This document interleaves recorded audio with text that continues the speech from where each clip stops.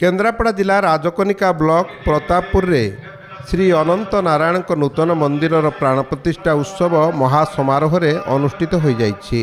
श्रीक्षेत्र पुरीधाम आसीथिबा आज्ञामाल को श्रद्धालु माने विराट शोभायात्रा रे अंचल रे विभिन्न धर्मानुष्ठान और मंदिर परिक्रमा करिबा परे यज्ञ आदि प्राण प्रतिष्ठा पर्व आरंभ होइतिला।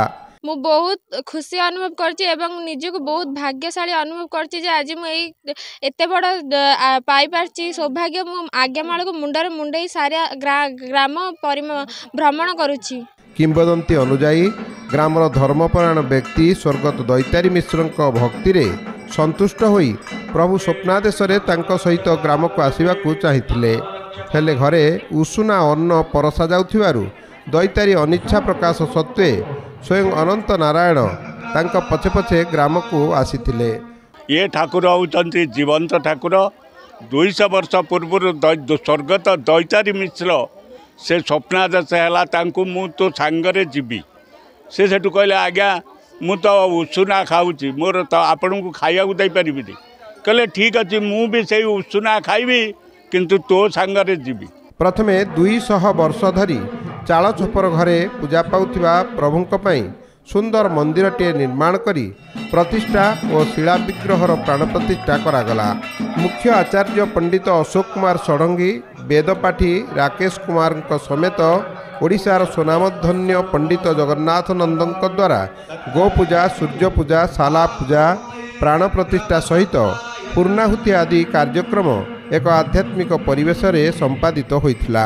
प्रतापपुर शासन निवासी माने जो उद्योग करिसेंती ये मंदिर पई बड़ तांको खुशी खबर जे से माने बहुत चेष्टा रे ये मंदिरटी करैछंती। 30 वर्षर मोर जे थिले गुरु विष्णु पंडा तांकर एवं मोर मु जले बुलुथली सारा भारत भ्रमण रे थिली तांको सहित भेट होइतला। 30 वर्ष तले तांकर स्वप्न थिला कि एठी मंदिर हबो बोली।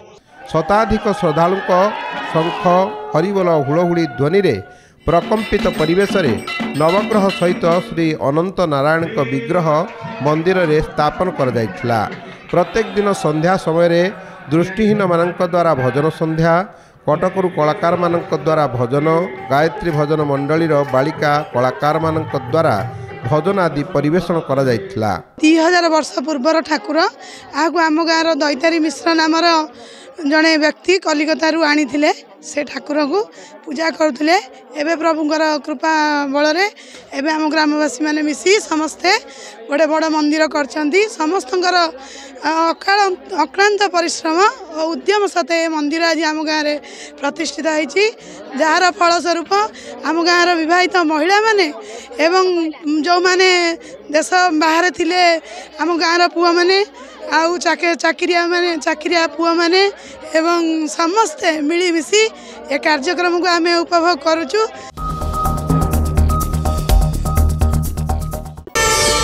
प्रार्थना आम आनंदर उत्सव।